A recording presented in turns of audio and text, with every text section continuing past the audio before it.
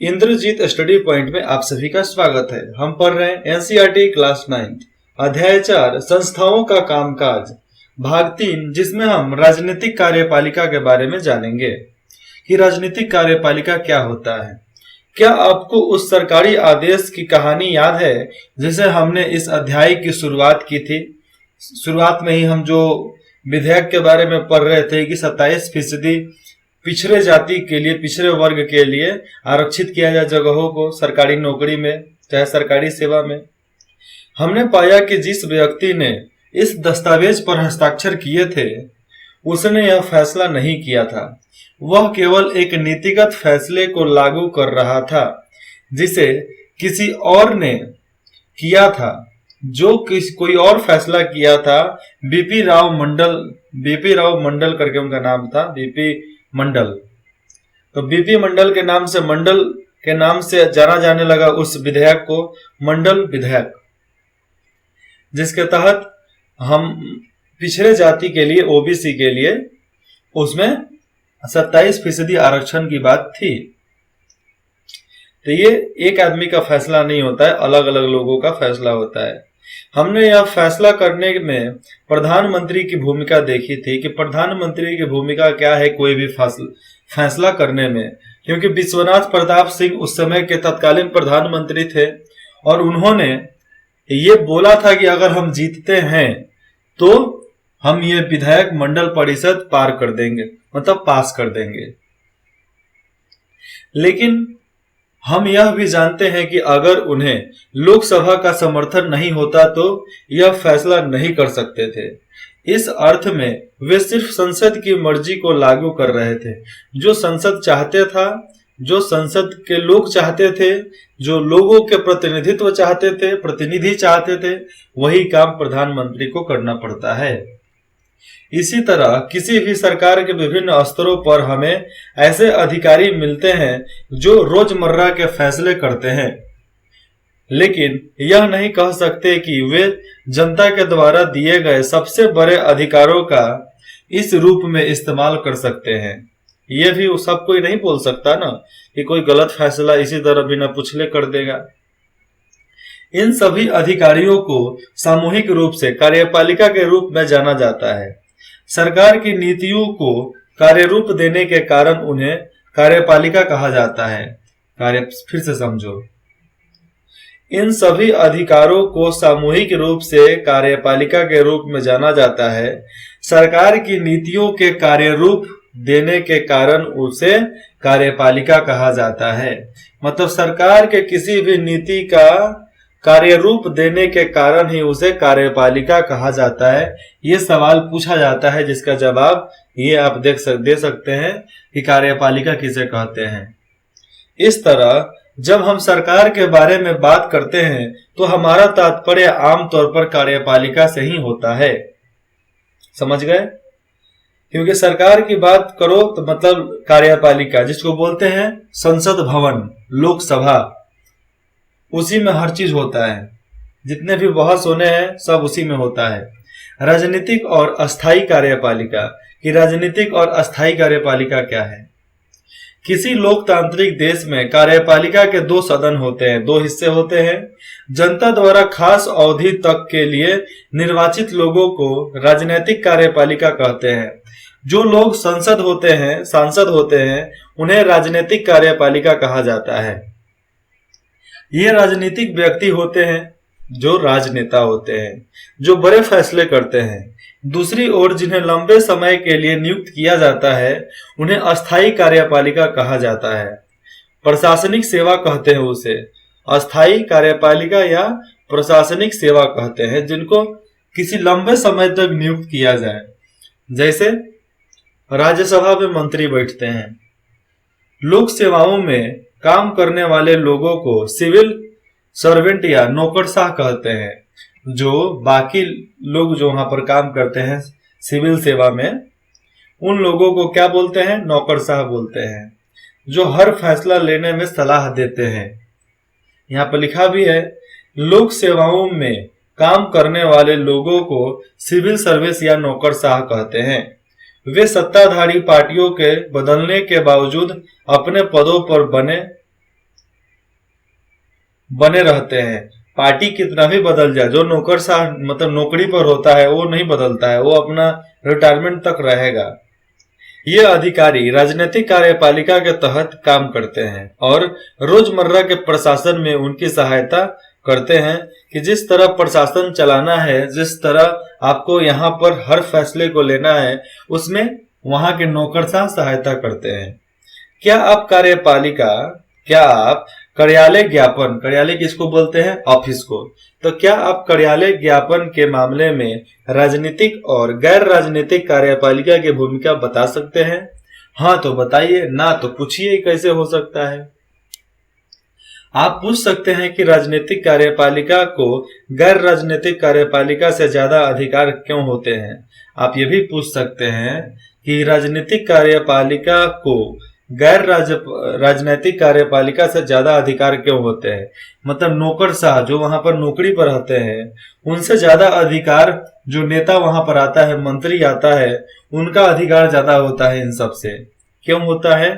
क्योंकि वो जनता के लिए ही आया है, सारे लोगों पर नियंत्रण करने और अपने नीतिगत फैसले के अनुसार उनको चलाने।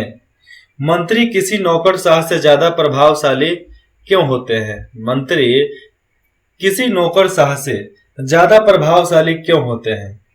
ये बात सवाल है कि हर नौकरशाह से ताकतवर चाहे प्रभावशाली हर चीज पे मंत्री क्यों होता है? नौकरशाह अमूमन अधिक शिक्षित होता है और उसे विषय की अधिक महारत और जानकारी होती है। जो भी विषय होता है उसके बारे में एकदम महारत, प्रकांड पंडित होता है सब, और जानकारी भी उस सबके पास बहुत होता है। फिर भी वो लोग प्रभावी क्यों नहीं होते मंत्री के ऊपर? नहीं हो सकते, क्योंकि प्रधानमंत्री उनका खटिया खड़ा कर देंगे। जाओ बेटा, तुम बहुत बोल रहे हो, घर पे जाओ। वित्तीय मंत्रालय में जो वित्त मंत्रालय होता है, जिसका अभी स्मृति ईरानी है वहां के मंत्री, तो वित्त मंत्रालय में काम करने वाले सलाहकारों को अर्थशास्त्र की जानकारी वित्तीय मंत्री से ज्यादा हो सकती है। जो लोग नौकरशाह वहां पर काम करते हैं सलाहकार के रूप में, तो वित्त मंत्री से ज्यादा उनके पास अर्थशास्त्र और वित्त मंत्री से ज्यादा मतलब जो भी जानकारी होती है अर्थशास्त्र मतलब अपने देश को चलाने में, उनसे ज्यादा जानकारी किसको होती है? वहां पे जो सलाहकार होते हैं, मंत्री से भी ज्यादा। कभी कभी मंत्रियों को अपने मंत्रालय के अधीनस्थ मामलों की तकनीकी जानकारी बहुत कम होती है, और कभी कभी मंत्री जो बनता है उनको जानकारी बहुत कम होती है अपने डिपार्टमेंट के, अपने क्षेत्र में जितने भी अफसर आते होंगे। रक्षा, उद्योग, स्वास्थ्य, विज्ञान और प्रौद्योगिकी, खदान आदि मंत्रालयों में ऐसा होना आम बात है। ठीक है, कि जो मंत्री आता है उसको पूरी जानकारी नहीं होती है, लेकिन उनके सेक्रेटरी जो होते हैं वो सब बताते हैं। फिर इन मामलों में अंतिम निर्णय होता है, अंतिम निर्णय करने का अधिकार मंत्री को क्यों है? चाहे कुछ भी हो जाए, लेकिन लास्ट वाला फैसला, अंतिम फैसला एक मंत्री ही ले सकता है। क्यों? इसकी वजह बहुत सीधी है। किसी भी लोकतंत्र में लोगों की इच्छा सर्वोपरि होती है, मतलब सबके ऊपर होती है।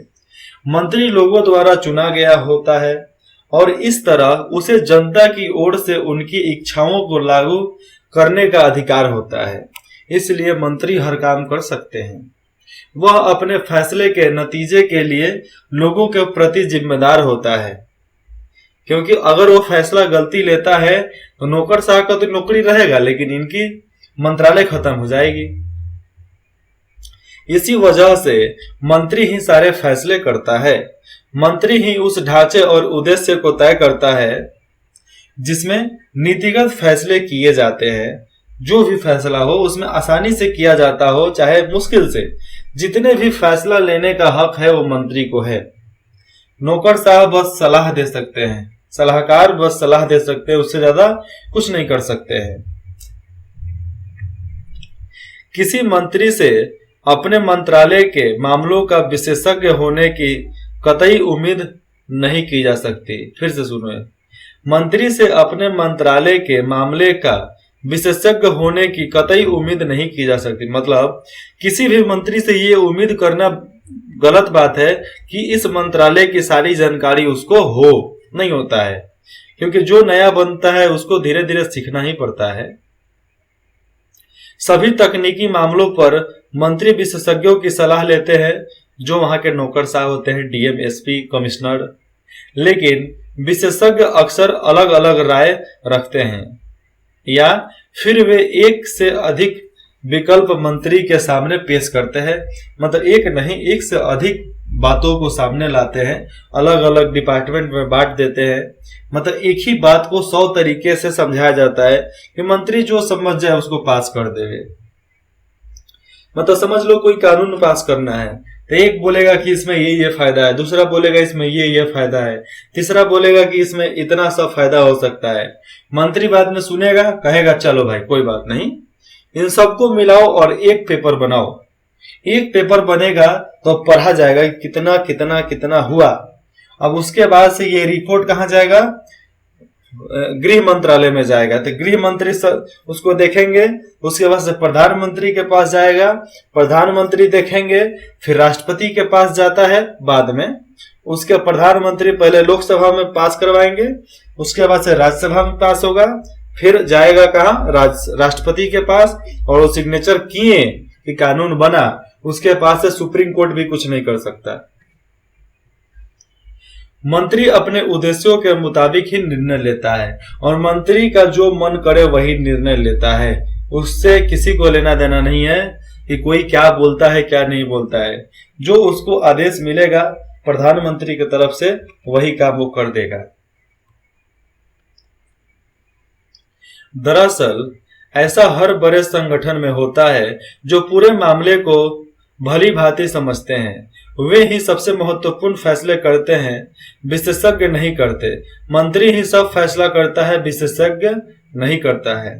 विशेषज्ञ रास्ता बता सकता है, लेकिन व्यापक नजरिए रखने वाला व्यक्ति ही मंजिल के बारे में फैसला कर सकता है।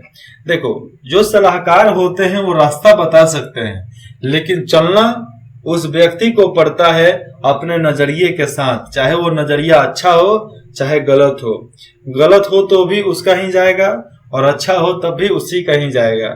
इसलिए रास्ता जो बताता है उस पर सोच समझ के विचार करके आगे बढ़ना चाहिए।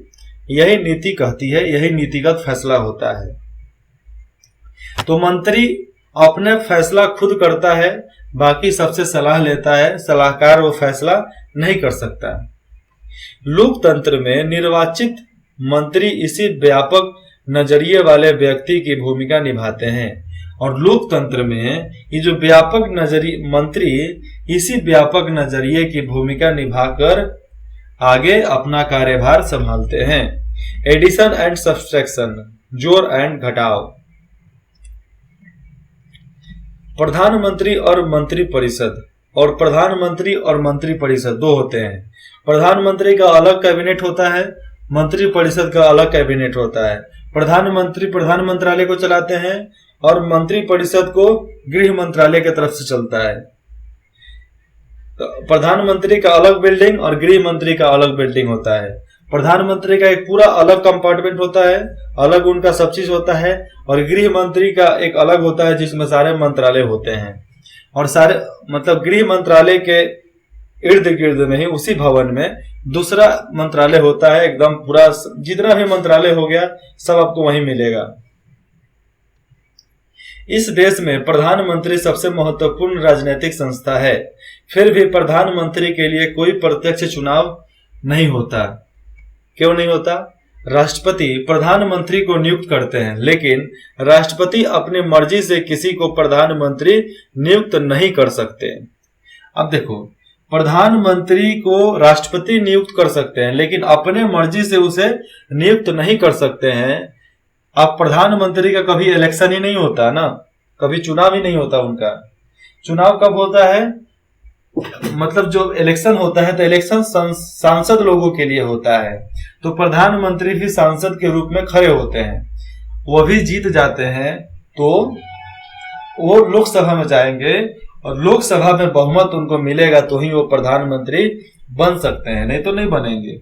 अगर वहां के लोग कह दें सारे सांसद मिलकर कह दे कि हमको सरकार पे भरोसा नहीं है, तो वो मतलब इस व्यक्ति पर भरोसा नहीं है, तो वो कभी भी प्रधानमंत्री नहीं बन सकता है।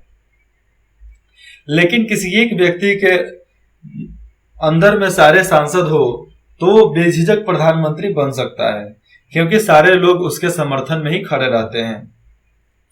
राष्ट्रपति लोकसभा में बहुमत वाली पार्टी या पार्टियों के गठबंधन के नेता को ही प्रधानमंत्री नियुक्त करता है। राष्ट्रपति लोकसभा में जिसकी बहुमत हो उसी के नेता को प्रधानमंत्री बना दिया जाता है।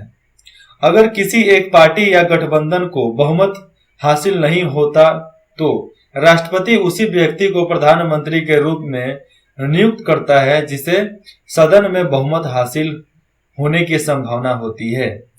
अब देखो, अगर किसी का बहुमत नहीं होता है तो उस व्यक्ति को प्रधानमंत्री बनाया जाता है जो दोनों सदनों में, मतलब दोनों पार्टी में, लोकसभा में जितने भी वहां पर सदस्य हैं उनमें बहुमत हासिल जो कर सकता है उसी को प्रधानमंत्री बनाया जाता है। प्रधानमंत्री का कार्यकाल तय नहीं होता है। जो प्रधानमंत्री किसके द्वारा बनता है, एक संभावना के अनुसार बनता है, तो वह तब तक अपने पद पर रह सकता है जब तक वह पार्टी या गठबंधन का नेता हो। कोई भी प्रधानमंत्री तब तक अपने जगह पे रह सकता है, मतलब प्रधानमंत्री के पोस्ट पे, जगह पे वह कार्य कर सकता है जब तक पार्टी में उसकी बहुमत हो। समझ लो कि सदन में बैठे सारे लोग बोल दिए कि नहीं भैया अब इन पर भरोसा नहीं है, तो प्रधानमंत्री को उसी समय इस्तीफा देना होगा और उनके साथ साथ सारे मंत्रीगण को भी इस्तीफा देना पड़ता है। प्रधानमंत्री को नियुक्त करने के बाद राष्ट्रपति प्रधानमंत्री की सलाह पर दूसरे मंत्रियों को नियुक्त करते हैं। राष्ट्रपति प्रधानमंत्री के सलाह देने के बाद ही दूसरे मंत्री को वहां पर क्या करते हैं, नियुक्त करते हैं। मंत्री अमूमन उसी पार्टी या गठबंधन के होते हैं जिसे लोकसभा में बहुमत हासिल हो। जिसका लोकसभा में बहुमत हासिल होता है वही मंत्री बन जाता है। प्रधानमंत्रियों के चयन के लिए स्वतंत्र होता है। प्रधानमंत्री मंत्रियों के चयन के लिए स्वतंत्र, आजाद होता है, बशर्ते वह संसद के सदस्य हो। कभी कभी ऐसे व्यक्ति को भी मंत्री बनाया जाता है जो संसद का सदस्य नहीं होता है। जैसे में अभी के विदेश मंत्री, वो संसद के सदस्य नहीं थे फिर भी उनको विदेश मंत्री बना दिया गया है और बाद में उनके लिए बहुमत हासिल करके लोक राज्यसभा में उनको बिठा दिया गया। राज्यसभा में उनकी जगह बन गई, इसलिए उनको हटाया अब नहीं जा सकता है। लेकिन उस व्यक्ति का मंत्री बनने के 6 महीने के भीतर, कोई भी व्यक्ति आपातकालीन में मंत्री बनता है तो 6 महीने के भीतर संसद के दोनों सदनों में से किसी एक सदस्य चुनना जाना जरूरी है। मतलब किसी एक में वह सदस्य चुना जाना बहुत जरूरी है और नहीं चुना जाएगा तो उनको हटा दिया जाएगा। मंत्रिपरिषद उस निकाय का सरकारी नाम है। मंत्रिपरिषद उस निकाय का सरकारी नाम है जिसमें सारे मंत्री होते हैं। मंत्रिपरिषद के अंदर ही सारे मंत्री होते हैं। इसमें अमूमन विभिन्न स्तरों के 60 से 80 मंत्री होते हैं। सारे, मतलब समझ लो कि सीट कितना होता है, 200 कुछ सीट हो गया, ठीक है। मतलब पूर्ण बहुमत है तो 360 सीट चाहिए और 360 सीटों में से 60 से 80 मंत्री होते हैं। वहां पे अलग अलग कैबिनेट के मंत्री हो जाते हैं, जैसे में रक्षा मंत्री, स्वास्थ्य मंत्री, गृह मंत्री, उद्योग मंत्री, गैस मंत्री, बिजली मंत्री, रेल मंत्री, ट्रांसपोर्ट मंत्री, परिवहन मंत्री, उसके बाद से राज्य मंत्री आ जाएंगे, उसमें वित्त मंत्री, उसके बाद से मीडिया एंड टेक्नोलॉजी मंत्री, सब अलग अलग इसमें होते हैं। कैबिनेट मंत्री, अब कैबिनेट मंत्री के बारे में सुनो। कैबिनेट मंत्री अमूमन सत्ताधारी पार्टी या गठबंधन की पार्टियों के वरिष्ठ नेता होते हैं जो कैबिनेट मंत्री में होते हैं। ये प्रमुख मंत्रालय के प्रभारी होते हैं। जितने भी मंत्रालय होते हैं उसके प्रभारी होते हैं। कैबिनेट मंत्री परिषद के नाम पर फैसले करने के लिए बैठे रहते हैं, उसमें बैठक होती है। इस तरह कैबिनेट मंत्री परिषद का शीर्ष समूह होता है। इसमें करीब 25 मंत्री होते हैं। कैबिनेट मंत्री के अंदर में 25 मंत्री आते हैं। कितना? 25 मंत्रिमंडल, 25 मंत्री उसमें बैठते हैं। स्वतंत्र प्रभाव वाले राज्य मंत्री। अब स्वतंत्र प्रभाव वाले राज्य मंत्री होते हैं। अमूमन छोटे मंत्रालयों के प्रभारी होते हैं। जितने भी छोटे मंत्रालय हैं उन सबके प्रभारी होते हैं राज्य मंत्री। वे विशेष रूप से आमंत्रित किए जाने पर ही कैबिनेट की बैठकों में भाग लेते हैं, नहीं तो नहीं ले सकते। अब है राज्य मंत्री। ऊपर क्या पढ़े? स्वतंत्र प्रभाव वाले राज्य मंत्री। अब राज्य मंत्री का सुनो। अपने विभाग के कैबिनेट मंत्रालय से जुड़े होते हैं और उनकी सहायता करते हैं। चूंकि सारे मंत्रियों के लिए नियमित रूप से मिलाकर हर बात पर चर्चा करना व्यवहारिक नहीं है, लिहाजा फैसले कैबिनेट बैठक में ही किए जाते हैं। कोई भी कुछ भी हो जाए, लेकिन जो भी फैसला होता है कैबिनेट मंत्रालय में बैठने के चर्चा होने के बाद ही आगे के फैसले लिए जाते हैं। इस वजह से अधिकांश देशों में संसदीय लोकतंत्र को सरकार का कैबिनेट रूप कहा जाता है। जो भी संसदीय रूप होता है उसको सरकार का कैबिनेट कहा जाता है। कैबिनेट टीम के रूप में काम करती है। मंत्रियों की राय और विचार अलग हो सकते हैं, लेकिन सबको कैबिनेट के फैसले की जिम्मेदारी लेनी होती है कि सब अपने अपने फैसले को चुनकर ही इसमें बैठ सकते हैं और अपने फैसला उनका क्या होता है, क्या सलाह देना चाहते हैं, ये सब उनको वहां पर बताना पड़ता है। भले ही कोई फैसला किसी दूसरे मंत्रालय या विभाग का हो, लेकिन कोई भी मंत्री सरकार के फैसले की खुलेआम आलोचना नहीं कर सकता। कोई भी मंत्री हो गया, वो अपने सरकार, मतलब जो उस समय सरकार है उसके पार्टी का, उसका खुलकर विरोध नहीं कर सकता है। अगर खुलकर विरोध करता है तो उनके लिए बहुत भारी पड़ सकता है। हर मंत्रालय में सचिव होते हैं जो नौकरशाह होते हैं। जितने भी सचिव हैं सब पढ़े लिखे नौकरशाह होते हैं। ये सचिव फैसला करने के लिए मंत्री को जरूरी सूचना मुहैया कराते हैं। टीम के रूप में कैबिनेट की मदद कैबिनेट सचिवालय करता है। कैबिनेट के भी सचिवालय होते हैं, मतलब एक मंत्री परिषद में वहां पर भी कुछ सचिव रहते हैं, उनको सचिवालय बोलते हैं। ये लोग कैबिनेट परिषद में कैबिनेट की मदद करते हैं। है कि हर ऑफिस होता है तो वहां का देख रेख करने वाला तो कोई एक मैनेजर होता है ना, तो ये सचिव मतलब मैनेजर वहां का। उसमें कई वरिष्ठ नौकरशाह शामिल होते हैं और ये सचिवालय में बहुत बड़े बड़े अफसर होते हैं, जैसे में आईएएस हो गए, आईएएस अफसर हो जाएंगे, कलेक्टर हो जाएंगे और उसके बाद से न्यायाधीश भी कुछ मिल जाते हैं और नहीं तो कमिश्नर वगैरह उसमें बैठकर मतलब सलाह देते हैं और मदद करते हैं। जो विभिन्न मंत्रालयों के बीच समन्वय स्थापित करता है, मतलब बराबरी का एक रूप स्थापित करने के लिए कोशिश करते हैं कि सारे का बात सुनकर, सबका बात सुनकर एक फैसला वहां पर लिया जाए। अगले भाग 4 में हम पढ़ेंगे प्रधानमंत्री का अधिकार, कि प्रधानमंत्री का कौन कौन सा अधिकार होता है। ठीक है। इंद्रजीत स्टडी पॉइंट में जुड़ने के लिए आप सभी का बहुत बहुत धन्यवाद। अगर कुछ भी दिक्कत हो तो आप कमेंट करके आप बता सकते हैं। अगर नहीं हो तो आप फीडबैक देकर हमें और भी प्रोत्साहन कर सकते हैं कि आपके लिए ऐसे ही हम लोग और कोशिश करें, मेहनत करें और आपको अच्छी से अच्छी शिक्षा मुफ्त में, फ्री में आपको हम प्रोवाइड करा सकें, बिना पैसा का। हम पैसा लेना नहीं चाहते हैं। पैसा लेना चाहते हैं ना तो हम क्लास खोल कर बैठ जाते हैं, वहां पर पढ़ाते हैं। हम पैसा कमा सकते थे, लेकिन हम आप लोग को इसलिए पढ़ाते हैं क्योंकि आप लोग कुछ सीखो। मैं नहीं चाहता कि मैं हमेशा सिखा ही सकता हूँ, अच्छा भी सिखाता हूँ, गलत भी सिखाता हूँ और अच्छा गलत में फर्क कैसे किया जाता है उसको भी सिखाता हूँ। किसी एक बात पे मैं अमल नहीं करता, अलग अलग बात को भी बोलता हूँ। धन्यवाद।